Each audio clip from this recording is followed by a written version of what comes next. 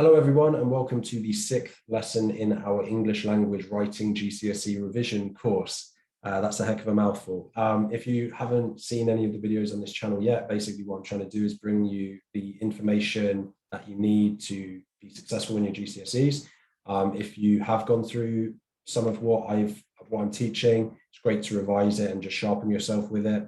If some of this is new content to you, then lucky that you got it this side of the exams, really, because everything that I'm teaching you is from over 10 years of teaching students to pass their exams, and most of them have done a fantastic job over the years, getting sort of level 7, level 8, level 9 a lot of the time. So had a lot of luck with, well, not really luck, because I'm telling you what to do. So just follow me, you should be good.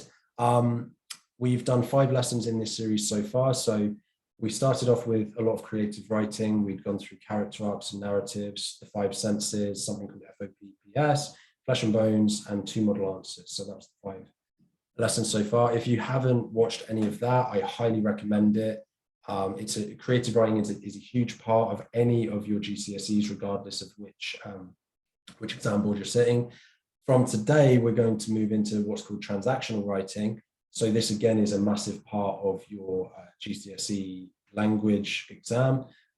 Between the 2 of them, normally it's about 50% of your exam results will come from how well you do your creative writing and your transaction. So really big deal, really big deal. And we're going to start with effectively the same thing as we did with creative, week 3 of creative, which is how to plan it all out using this thing called flesh and bones. So we're going to just dive straight into that together. So let's go down to that. So, simple image here, really.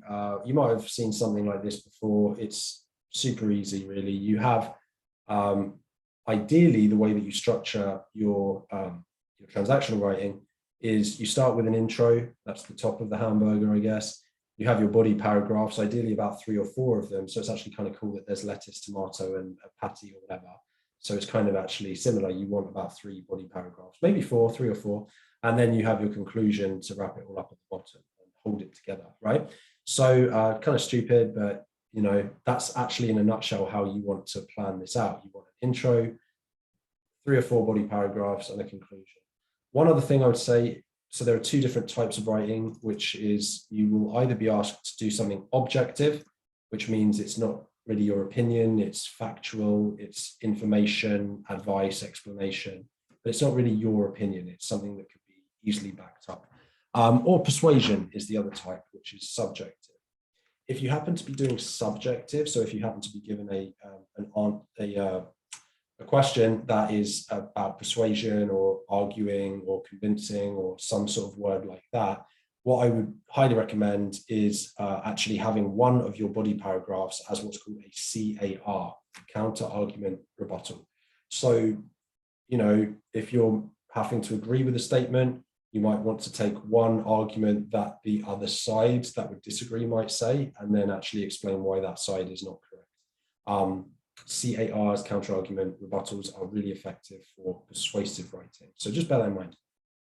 So the first thing you're going to do when you get into the exam hall, and well, you'll have been in the exam hall for a while because this is question 5 or 6 for most exam boards, but once you've sweated through your reading section, you will get to this, and the first thing you do once you get to this question is you read the question and you break down the TAPS, type, audience, purpose, subject. So the type is obviously the type of writing that you'll be doing. For you this year, you will only be asked to do either a newspaper article or a magazine article, okay? But normally there are some other types. There are normally letters and blogs and speeches and things like that. So if you're watching this and not sitting the exam this year, maybe you're seeing it next year, just bear that in mind. You will have to be ready for all of these. You need to be ready for letters, blogs, speeches, and newspaper and magazine articles. Now, the reason that it's important to understand the type of writing is because that will affect the formatting and the formality of the piece. Okay, so we'll just focus on newspaper article versus magazine article, because I'll assume most people watching this are going to be sitting the exam this year. But I'll try and at least mention these other types because they are still important for anyone else that isn't sitting the exam this year. So formatting wise, newspaper article, magazine article, quite similar. So you want to start both with a headline, and then you want to probably break up your work into probably slightly shorter paragraphs if it's a magazine than a newspaper, but either way, fairly short. So you might end up actually having more like 4 or 5 short or 6 much shorter paragraphs for this style of writing. It'll also affect the formality. So what do you think? What's more formal, a newspaper article or a magazine article? Clearly, the newspaper article is more formal, right? So the formality of the way that you speak will be impacted by the type of writing that you do. Newspapers are pretty formal, letters are very formal, blog speeches and magazine articles are less formal, right? But another aspect to how formal you want to be is the audience. So let's say that you're writing a letter, that's pretty formal, but say you're writing a letter to your best friend, suddenly it becomes much less formal because you are familiar with the audience, right? So familiarity is basically based on how well you know the audience and how similar you are perhaps to the audience. So if you're writing for a teenage audience, for most of you sitting these exams, you're going to be pretty familiar with the teenage audience because you are that audience, right? So don't be afraid to write in a style that actually appeals to you as a teenager, because if that is the audience, then that's what you should be doing. Likewise, if your type is fairly informal, but the familiarity is really distant, then you actually would increase the formality. So say you're being asked to write a speech, which is quite informal, but the speech within the audience includes your head teacher, probably the formality goes up because the familiarity goes down, right? You're not that familiar with your head teacher. You probably see them as an authority figure and respect for them and whatever. So the formality will be affected. It'll become more formal depending on the audience. Okay, with me so far? So then we've got purpose. So as I said, there are 2 major purposes. You've got information and you've got persuasion. So I'll just give you a quick example and I'll give you a cheesy line that I say. So information is telling, whereas persuasion is selling, right? So let's say we're talking about the new iPhone, which at time of recording would be the iPhone 14 will be the next iPhone coming out. So if you're telling about the iPhone 14, you just say like how big the screen is and how fast the processor is and what apps it can have and whatever new features it has, right? That's informing. Whereas subjective persuasion, so a headline for that article might be like, 10 new features of an iPhone, right? You're just information. Whereas let's say that you're doing a persuasive piece, which is selling, instead of saying like 10 new features of the iPhone, you might say like 10 reasons why you must buy the new iPhone, right? So you're trying to persuade them that the iPhone is the best phone ever. Or maybe it's the other way, 10 reasons why you shouldn't get the new iPhone. So persuading why not to get it. So there's a big difference in the way that you write those 2 things. So just bear that in mind, and the question will tell you whether it's persuasion or information. And then finally, the subject will affect the tone as well of the piece. So the tone is obviously the mood or the vibe that you're creating in your piece. So it could be happy, sad, thoughtful, serious, joyful. There's a whole spectrum of tones that could be. Typically, just sort of think carefully about the subject, right? So if it's a fairly neutral subject, like just something to do with like sports, fashion, travel, whatever, then typically the tone is going to be fairly neutral. You can make it more serious, you can make it less serious, and it's not a big deal either way. But say that you're dealing with like medical health or something, like say it's to do with disease or famine or, like a sensitive topic, then obviously it's going to be more serious, probably less humorous. And if it's a more light-hearted topic, like say, you just bought a new puppy or something, then obviously that's going to affect the tone more light-heartedly and joyous, right? So just bear that in mind, that the tone is very important, and depending on what subject you are writing about will determine the tone of the piece. And that's part of crafting this properly. Okay, so let's take a question now, and we'll just like look at how we would break it down into TAPS. Now we know that. So it said, a student commented, I don't believe that children should be allowed to engage in extreme sports such as biking and skateboarding, as the risk to their health is too great.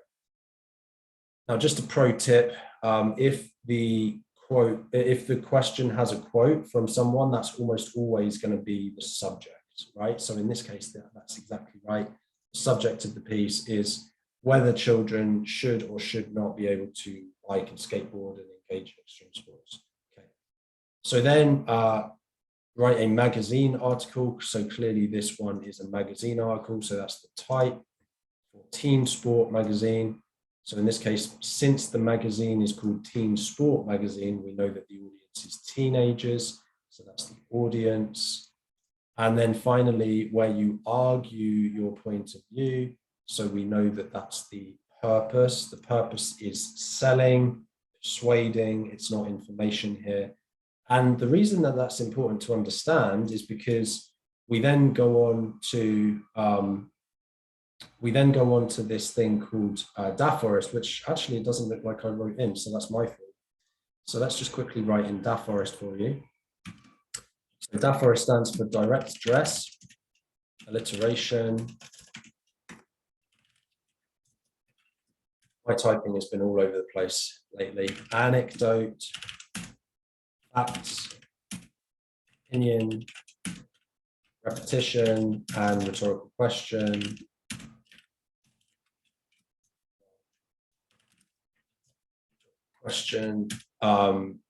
Expert opinion. Now with expert opinion, you could also do emotive language. That's quite a good one, especially if you're doing persuasive piece. Statistics, tricolon. I want to be very clear. This is not an exhaustive list of everything you should be putting in, but this is a good list of some of the features you should be trying to put in. So it spells out kind of DAForest. Over the time, it's gone from 1A to 2A's, 1R to 2R's, 1E to 2E's. As I've done this more with more students, I've realized that, you know, this is a better list, having a little bit more features. So direct address you're going to use in objective or subjective, really. You might use a little bit more in persuasive pieces, but ultimately both. Alliteration, you're probably going to use more in persuasive pieces than informative pieces, but again, you can use them in both. Anecdotes are probably going to be more persuasion. Again, you can use them in both, but persuasion is probably better for anecdotes. Facts are going to be more objective. So when you're informing someone, they are more relevant usually than if you're persuading someone. But obviously, if you're persuading someone and there is a fact or a statistic that lines up with your argument, then obviously that's a good thing. But you're probably going to use more facts and statistics in an informative piece. Opinion is almost certainly going to be more on the persuasive side, because obviously the whole point of an informative piece is you don't give your opinion, right? Repetition can be used in both. Again, I think it's probably more of a persuasive device. Rhetorical questions, again, could be both more persuasive. Expert opinions are probably going to be more objective, so information, but again, you can use them in persuasion. But experts are going to it's going to be typically better to use more experts in an objective piece.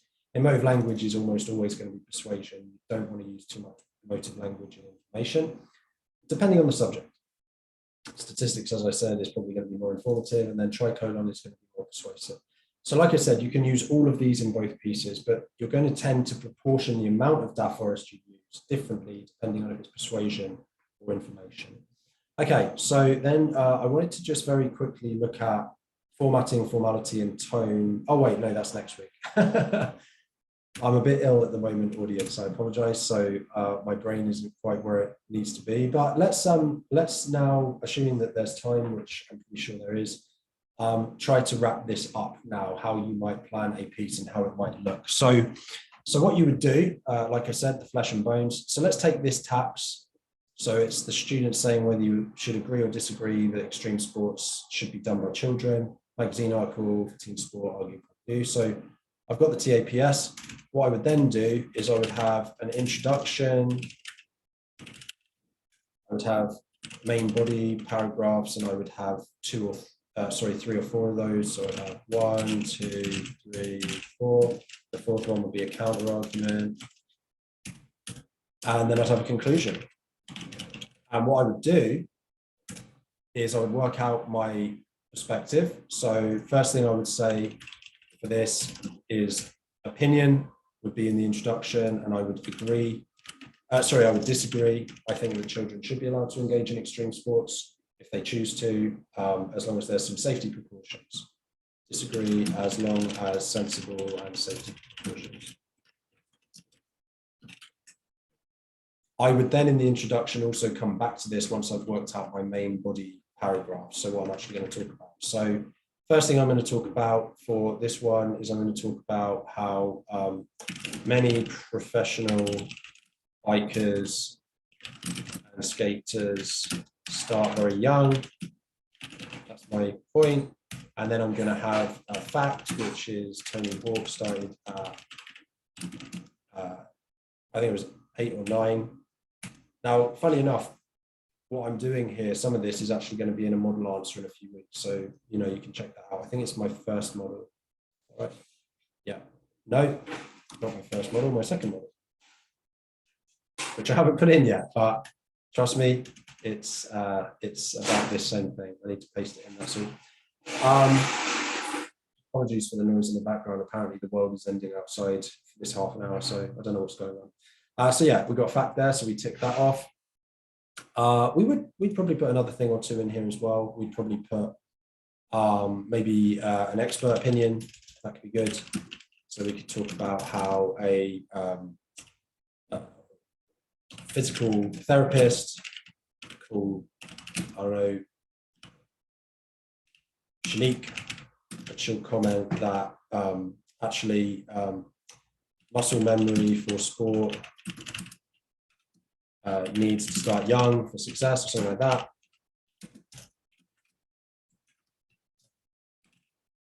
And then I might have another thing in there, but you get the idea. So you're putting in a couple of bits for each one. Now, just because I've used a fact here and I've used an expert opinion here, doesn't mean that I can't use them again at some other point in my piece. It just means that I'm trying to tick off as much of the stuff on the list as I can so that across the entire piece, I've got a very diverse range of ideas. And that's what the examiner would want. The examiner would want that idea. So then we can go into the next section. So the other point I'm going to have, I'll just do 2 because you get the idea.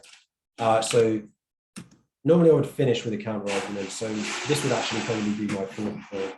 For the counter argument, rebuttal, I would say the argument why someone might agree that kids shouldn't engage in extreme sports is safety concerns. You know, injuries for kids, of kids. And then my rebuttal of that would be respecting the sport and protective gear, using the right protective gear. I would have a statistic in here. So my statistic is going to be that when properly used, protective helmets reduced injuries in biking by, say, 85%. Yeah. So we've got this huge reductions in that. That's the stat done. And then we can also maybe do an anecdote. We could talk about 2 friends who biked all the time.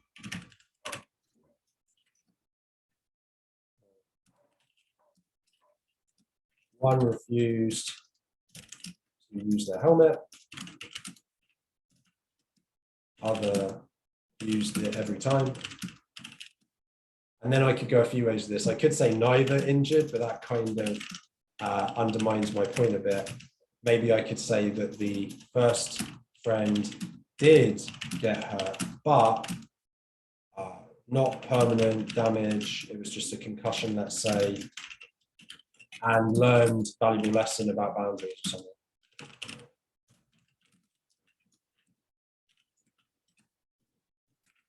Okay, so you get the idea. You want to, in your planning phase, you want to write out intro, main body, leave space for some of these points, conclusion. Once you have several things, you want to put them in the introduction. So I will already introduce pro athletes. I'll put that into the intro. I'll also put in protective gear. And then I would have another 2 things that I would add in. So I'm baking in introducing all of these points at the beginning in my introduction. And then the conclusion is really just like your highlight reel. So you just want to pick out 3 or 4 most convincing or important moments in your piece and repeat them, reiterate them. Once you do that, you're setting yourself up for success. So you write out those things. I would just write out Da Forest. I would learn that and revise that Da Forest. So direct stress, alliteration, anecdote, facts, opinion, repetition, rhetorical question, expert opinion, emotive language, statistics, tricolon. Just learn that. You learn it faster if you practice and do some transactional writing. So I encourage you to do that. But write it out. And obviously, once you get used to it, you don't have to write it all fully out. You just put DAAFORREEST or whatever. And then, yeah, that's really about it for the planning phase. You just want to use the taps, use the flesh and bones. And the only other thing I'd say is that depending on the timing of your exam, most of you, it's roughly 1 hour to write this section. Assuming it's an hour, you want to use about a quarter of the time that you get as a planning phase. So say you get an hour, you want to spend about 15 minutes doing this. If it's a little bit less than that, let's say it's 50 minutes, obviously you want to spend about sort of 10 minutes, 12 minutes, something like that. So just be sensible. Don't underplan, don't overplan either. The way I plan today isn't what I would recommend for you as students, because I'm writing it out in more full sentences so that you can follow my ideas. If I was doing this just for myself, I would be doing way less word count for these bits. It's a bit difficult to read, isn't it, in that color? So let me just take that off. There you go. So yeah, just be aware of that. Like, keep your plans really as minimal word count as you can, because you don't get marks for the plan, unfortunately, but indirectly you do, because if you plan well, then obviously your writing will be better and you'll get more of the marks available to you. So yeah, that's everything I wanted to cover today for the planning phase of transactional writing. If you like the video, please give it a thumbs up. If you have any questions or comments, please do comment down below. And if you haven't checked out anything else from the channel, please, if you're liking this content, consider subscribing, or yeah, just checking out some of my other videos. Yeah, thanks very much, everyone, and see you in the next one.